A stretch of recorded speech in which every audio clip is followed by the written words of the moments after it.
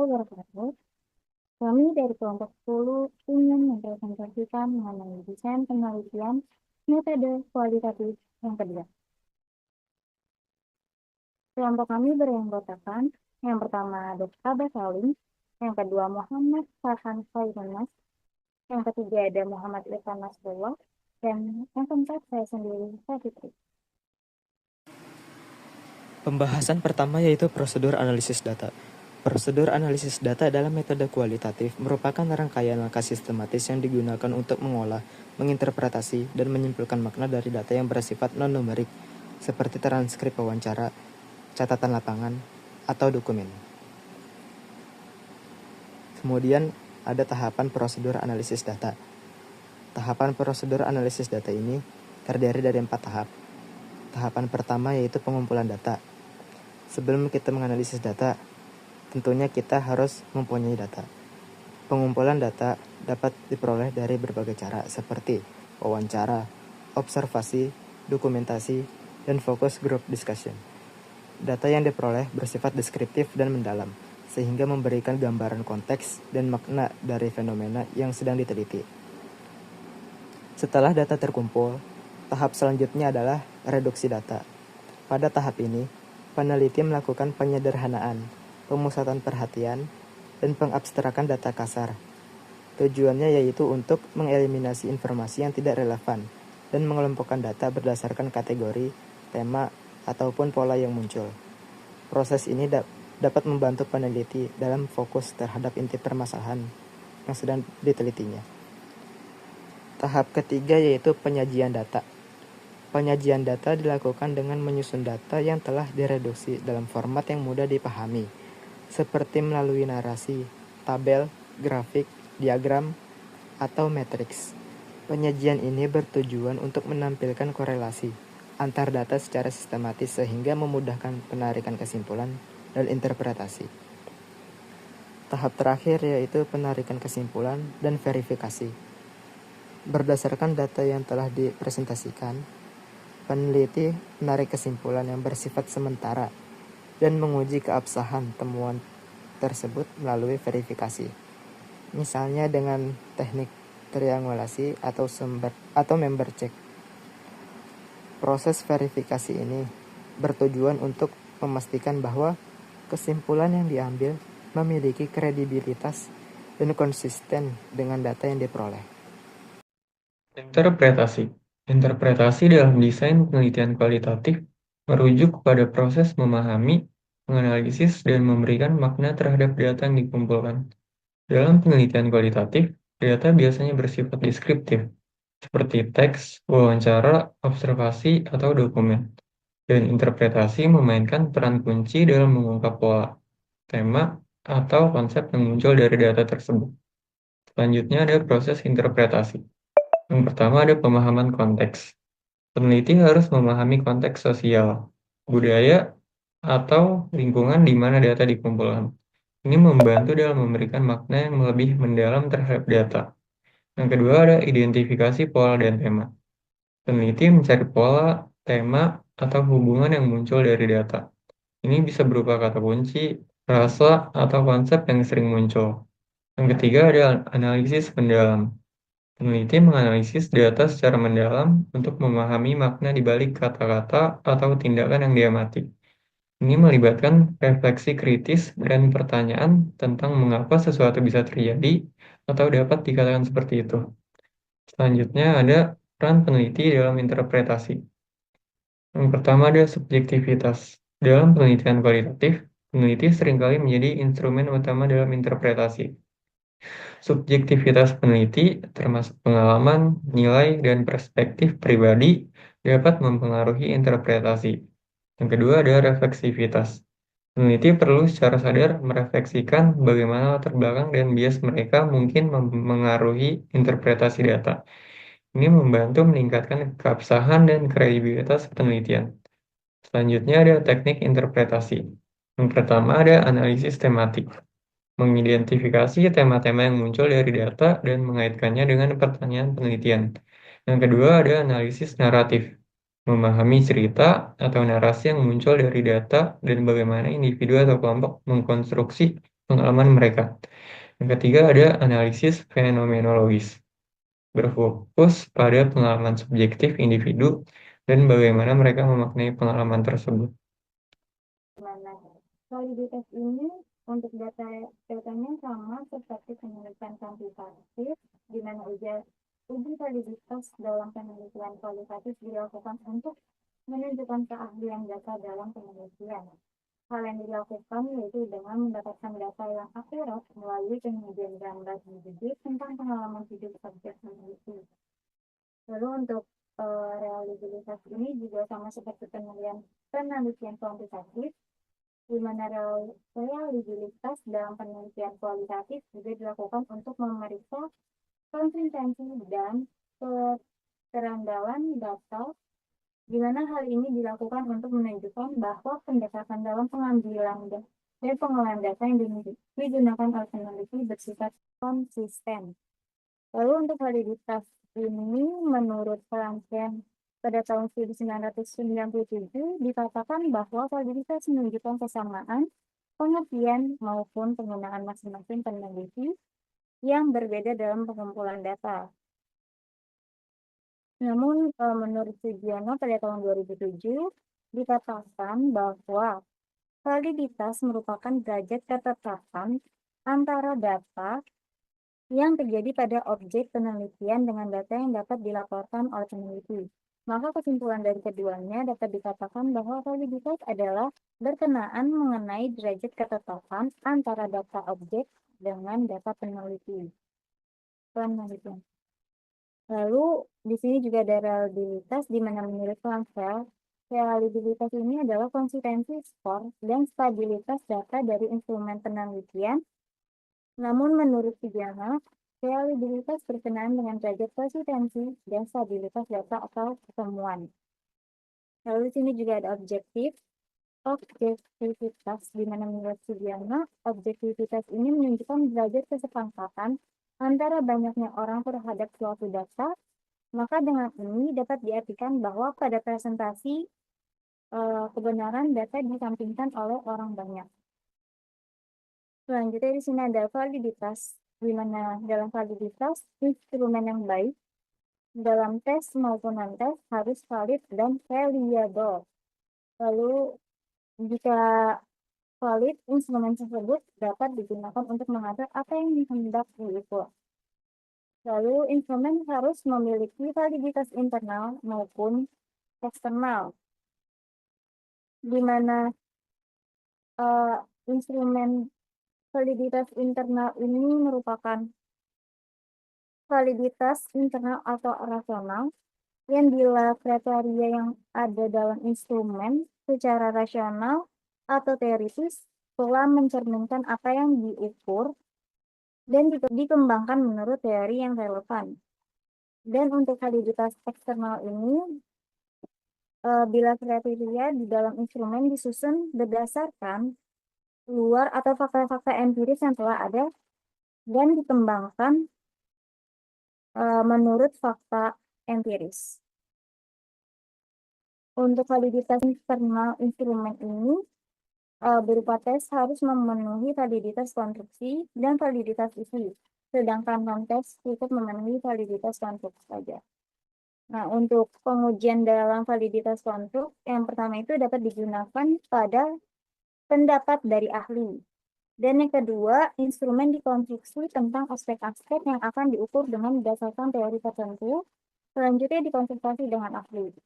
Lalu untuk pengujian dalam validitas isi dapat dilakukan dengan membandingkan antara isi instrumen pelajaran yang telah diajarkan.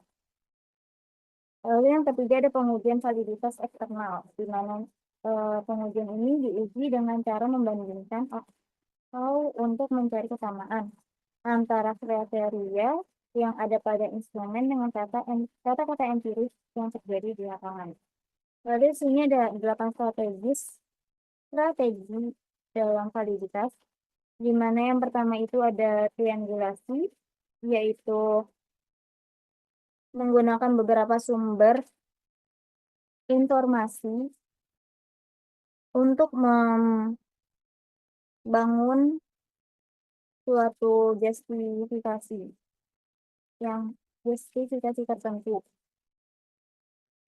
di mana sebagai contoh, data yang didapatkan peneliti melalui wawancara perlu diuji kebenarannya dengan sumber sekunder seperti berita laporan lembaga atau sumber lainnya. Di riset kualitatif, triangulasi ini merupakan strategi paling umum dan mendasar untuk dilakukan dalam upaya pengujian validitas data. Lalu yang kedua ini menanyakan ulang ke narasumber, di mana pada saat menanyakan membawa laporan final atau deskripsi spesifik kepada narasumber dan menanyakan apakah mereka merasa bahwa laporan atau deskripsi tersebut akurat. Lalu selain itu, peneliti juga bisa melakukan wawancara tidak lanjut dan memberikan mereka kesempatan untuk memberikan komentar pada temuan data. Lalu yang ketiga ini ada penyajian yang kaya dan detail, di mana penyajian ini menyajikan hasil temuan dari berbagai perspektif agar analisis data bersifat kaya dan penjelasan dapat dilakukan secara detail. Hal ini dilakukan agar laporan peneliti memiliki validitas yang baik.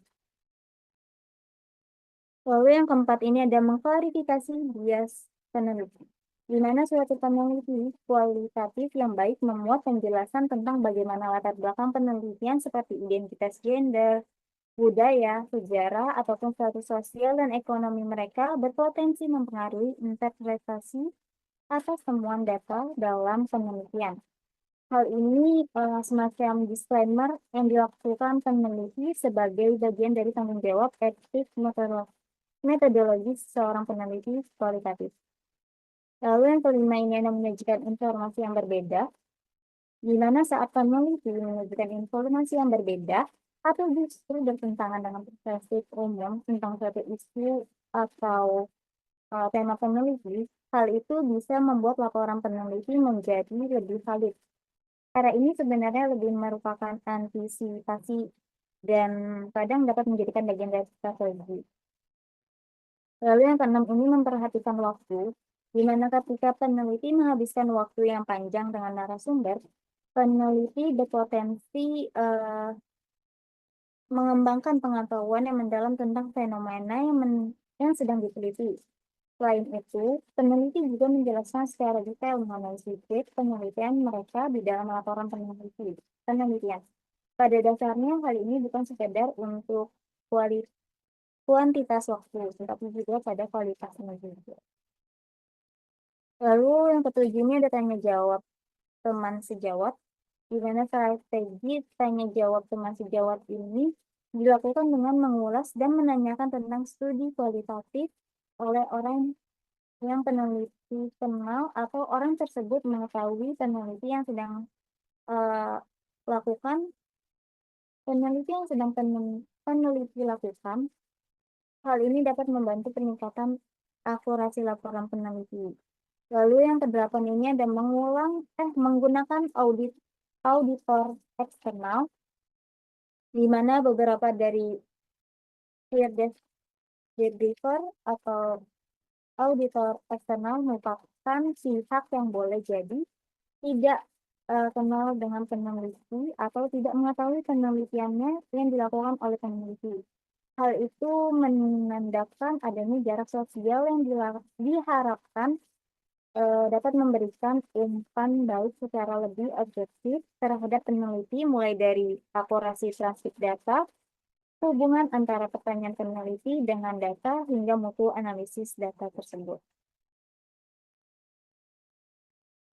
Lalu di sini ada reliabilitas, di mana reliabilitas ini jika instrumen yang digunakan beberapa kali untuk mengukur objek yang sama akan menghasilkan data yang sama. Lalu pengujian reliabilitas instrumen dapat dilakukan secara eksternal maupun internal. Nah, jika secara eksternal dapat dilakukan dengan tes research atau stability, equivalence, dan gabungan keduanya. Lalu secara internal dapat dilakukan dengan menganalisis konsistensi butir-butir yang ada pada instrumen dengan teknik tertentu. Kemudian di sini ada Ada 5 prosedur reliabilitas. Yang pertama itu ada memeriksa transkrip, di mana cara ini dilakukan untuk memastikan bahwa transkrip audio sesuai dengan rekaman wawancara atau fokus group discussion. Lalu yang kedua ini memastikan metode sama, di mana pada tahap pengolahan data melakukan kategorisasi data hasil wawancara dengan menggunakan kode adalah hal yang biasa dilakukan. Dalam hal ini, peneliti perlu memastikan konsistensi makna kode. Cara yang bisa dilakukan yaitu secara berulang membandingkan data dengan kode dan menulis memo tentang kode serta definisinya. Lalu yang ketiga ini ada komunikasi, di mana jika peneliti dilakukan oleh tim, lebih dari satu tim atau satu peneliti, maka mereka perlu melakukan komunikasi dengan mengadakan pertemuan rutin dan membagikan eh, analisis mereka untuk menyamakan persepsi mereka. Lalu yang keempat ini mengecek kode, yaitu di mana peneliti yang berbeda dapat saling mengecek kode dengan membandingkan hasil yang mereka peroleh. Jika penelitian dilakukan sendiri, maka penelitian perlu mencari orang lain yang bisa saling mengecek kodenya. Lalu yang kelima ada menggunakan software, di mana saat ini sudah ada software yang bisa digunakan untuk memeriksa konsistensi pengkodean dalam penelitian kualitatif.